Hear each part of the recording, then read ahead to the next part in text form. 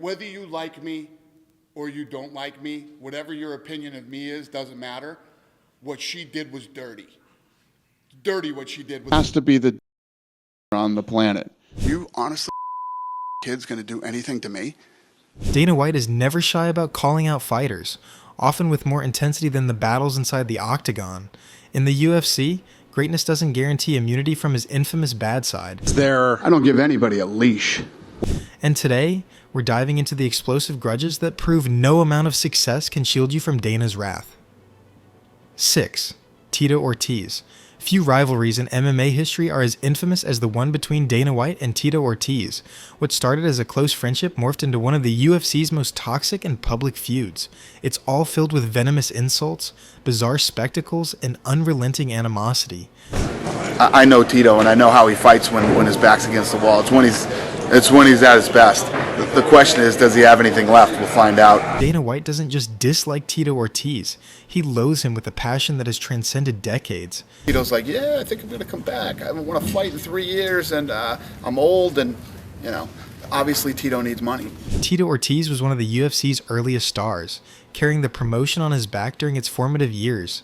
But according to Dana, Tito's ego outgrew his abilities. The breaking point came during contract negotiations in the mid-2000s. Ortiz, at the height of his fame, demanded more money and even a cut of pay-per-view revenue, terms that Dana saw as an affront to his authority. Tito was saying, I'm supposed to lose this fight. I got nothing to lose. That doesn't sound like a guy who's expecting to win. Dana viewed Tito as ungrateful, believing the fighter owed his career to the UFC's platform. In response, he publicly lambasted Ortiz, calling him the most difficult guy I've ever dealt with, and accusing him of ducking fights to protect his image. For Dana, Tito wasn't just a fighter with high demands. He was an egotist who put himself above the sport. No, we were gonna fight one time in a boxing match, but The feud reached absurd heights in 2007 when Tito challenged Dana to a boxing match, supposedly to settle their differences. Dana, never one to back down, trained relentlessly for the bout, even hiring a professional boxing coach. But Tito pulled out at the last minute, citing contract issues, leaving Dana humiliated and furious. He accused Tito of using the fight as a publicity stunt and branded him a coward. I believed it, but I guess whenever you start listening to other people saying that you're not good anymore, you need to retire, and you almost start believing it, you start reading into it too much. Dana's disdain didn't stop there. He went on to mock Tito at every opportunity, referring to him as a moron and not the sharpest tool in the shed. Even after Tito left the UFC, Dana continued to take shots at him, dismissing his career achievements and labeling him as irrelevant. For Dana, Tito wasn't just a problem to manage, he was a betrayal of trust. Their feud wasn't about business, it was deeply personal, a clash of egos that left both men scarred and the MMA world captivated. 5. Chris Cyborg. Never happy, complaining about everything. She was a nightmare to deal with. Chris Cyborg wasn't just a fighter, she was a phenomenon. Known for her devastating knockouts, unmatched aggression, and an aura of invincibility, she embodied everything that made MMA captivating. Yet, to Dana White, she was a nightmare, not because of her skill, but because she refused to conform. In Dana's eyes, Cyborg wasn't just defiant, she was a threat to his control of the UFC narrative. Dealing with her has been a nightmare the entire time she's been here. From the outset, Dana dismissed Cyborg as unmarketable. He claimed her fighting style lacked appeal and her personality didn't connect with fans, but it didn't stop at professional critique. She looked like Vanderlei Silva in a dress and heels. And she did. Didn't she not? Who wants to dispute that she didn't look like Vanderlei? Dana took his disdain to an intensely personal level, famously mocking Cyborg's appearance by comparing her to Wanderlei Silva in a dress. The comment was a low blow that drew widespread backlash from fans, fighters, and media alike. But Dana, ever unapologetic, didn't flinch. For him, Cyborg wasn't just difficult. She was someone who dared to challenge his authority. The animosity reached new heights during contract negotiations in 2019. Cyborg was fresh off a victory and eager to secure a rematch with Amanda Nunes, the only fighter to have defeated her in over a decade. Dana, however, had other plans. A leaked video revealed Dana lying about Cyborg's demands, portraying her as greedy and unreasonable. Not. I am going to surprise if Dana White says something nice for me. And, it's not new for me, The footage vindicated Cyborg, exposing Dana's manipulative tactics for the world to see. But instead of admitting fault, Dana doubled down, publicly accusing Cyborg of being afraid of Nunes, a claim that blatantly ignored her repeated calls for the fight. But when she talks about her legacy and her brand, right? Her legacy and her brand, nothing's better than knowing that she's a clean athlete after testing positive for steroids and all the negativity that surrounded her about being a dirty athlete, right? When Cyborg left the UFC, Dana's vendetta didn't end. He worked to diminish her legacy, labeling her irrelevant and suggesting that her fights no longer mattered. Even as Cyborg continued to dominate in other promotions, Dana ensured she was excluded from the UFC narrative, as though her accomplishments were a footnote in MMA history. To Dana, Cyborg wasn't just a fighter he clashed with. She was a symbol of defiance that he couldn't tolerate. His disdain wasn't rooted solely in business. It was personal, vindictive, and relentless. Cyborg's departure wasn't just a contractual ending. It was the culmination of Dana's mission to tarnish her reputation and erase her from the sports spotlight. 4. The Shamrock Brothers. I don't even want to mention this guy's fucking name, but it's like Ken Shamrock burst back onto the scene. Ken and Frank Shamrock were legends of MMA, helping build the UFC from its earliest days. But in Dana White's eyes, their contributions were overshadowed by their refusal to fall in line. Let's not forget that Ken Shamrock tried to sue us. Ken Shamrock owes me $175,000. Ken Shamrock's feud with Dana began in 2006, when Ken sued the UFC, claiming they owed him royalties. The lawsuit became a lightning rod for Dana's fury. He called Ken a washed-up nobody and dismissed his claims as pathetic. The public war of words escalated, with Ken accusing Dana of exploiting fighters, and Dana firing back by questioning Ken's relevance and skill. It's weird. I wonder why you didn't tell that, because you're a two-faced lying chump. That's what you are, Frank Shamrock. Frank Shamrock, on the other hand, went after Dana on principle. That's the way I think that they really think about athletes who have made them so much money, but when they come to the end of their career, they've got no use for them. And Frank was one of the most vocal critics of the UFC's business practices, accusing Dana of turning the sport into a corporate machine that prioritized profits over fighters' well-being. Dana's response was as ruthless as it was calculated. He effectively erased the Shamrock Brothers from UFC history, excluding them from promotional materials and Hall of Fame events. The breaking point came in 2011, when Dana publicly called Ken a moron during a press conference.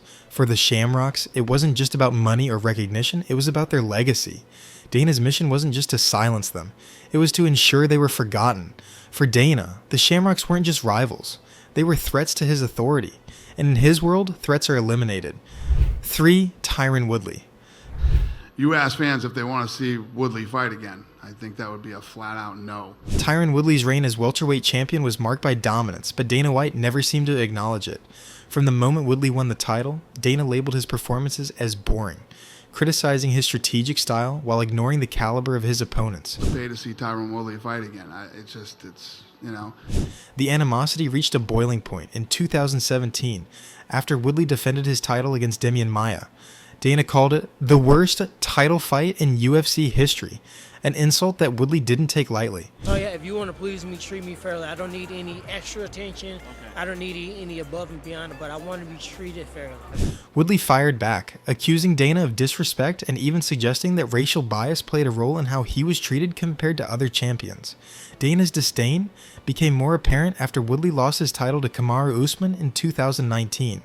Instead of showing respect for Woodley's impressive run, 4 successful title defenses, Dana dismissed him as washed up and mentally broken. He didn't want to take the risks. But the most egregious display of Dana's hatred came when Woodley's career began to decline. Dana didn't just move on like he did with other champions, he actively buried Woodley's legacy, refusing to acknowledge his accomplishments and portraying him as a cautionary tale of wasted potential. For Dana, Woodley wasn't just a fighter who fell out of favor, he was a target for public ridicule. 2. Nate Marquardt. Nate's done. I'm done with Nate. Nate Marquardt's UFC career was full of promise until it was derailed by a single incident. In 2011, Marquardt was pulled from a main event due to elevated testosterone levels linked to TRT, testosterone replacement therapy. Dana's reaction was nothing short of nuclear. He didn't just remove Nate from the fight, he cut him from the UFC entirely, publicly labeling him unprofessional and a disgrace. But Dana didn't stop there.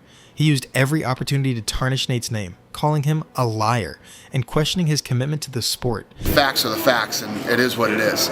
The controversy surrounding Nate wasn't unique. Several fighters had been caught using TRT with far less severe consequences. But for Dana, Nate's infraction was an opportunity to make an example of him. He made sure Nate's name was excluded from UFC history, effectively erasing his contributions to the sport. There are people that are trapped in economic slavery over there, and they're literally making bricks all day long. When Nate tried to rebuild his career outside the UFC, Dana took it as a personal insult. He mocked Nate's performances in smaller promotions, calling them embarrassing, and suggesting that Nate was never UFC material to begin with. For Dana, cutting Nate wasn't enough. He wanted to destroy his reputation entirely. To this day, Nate Marquardt's name is rarely mentioned in UFC discussions, a testament to Dana's ability to control the narrative and punish those who cross him. 1. Josh Barnett. Josh Barnett's relationship with Dana White was doomed from the start. From his first UFC run, Barnett made it clear that he wasn't interested in playing by Dana's rules. He questioned contracts, refused to bow to authority, and never shied away from speaking his mind. Josh Barnett. Josh Barnett tested positive for 3 times, and this guy denies it every time. He could really give a shit about anybody else but himself. I could care less about anybody but me. The animosity began in 2002 when Barnett tested positive for banned substances after winning the UFC heavyweight title. Dana stripped him of the belt and labeled him unreliable, but it didn't end there. Dana used every opportunity to bring up Barnett's failed drug test, ensuring that his reputation remained tarnished. No, and that's why Josh Barnett isn't and never will be in the UFC. Years later, when Barnett attempted to return to the UFC, Dana made it clear he wasn't welcome. At a press conference in 2013, Dana mocked Barnett, saying, "We don't need that guy screwing up our roster again." For Barnett, it was a public slap in the face. Dana White, truly, as far as a real, like the actual root aspect of fighting is concerned, he's a hindrance. But the feud reached new heights when Barnett criticized Dana's handling of fighters, calling the UFC a corporate dictatorship. Dana fired back with venom, accusing Barnett of being a problem child and claiming that no promotion could trust him. Even as Barnett found success in other promotions like Pride and Strikeforce, Dana continued to take shots at him, downplaying his achievements and referring to him as a stain on the sport. For Dana, Barnett wasn't just a fighter who broke the rules, he was a rebel who dared to challenge his authority. And in Dana's world, there's no room for rebellion.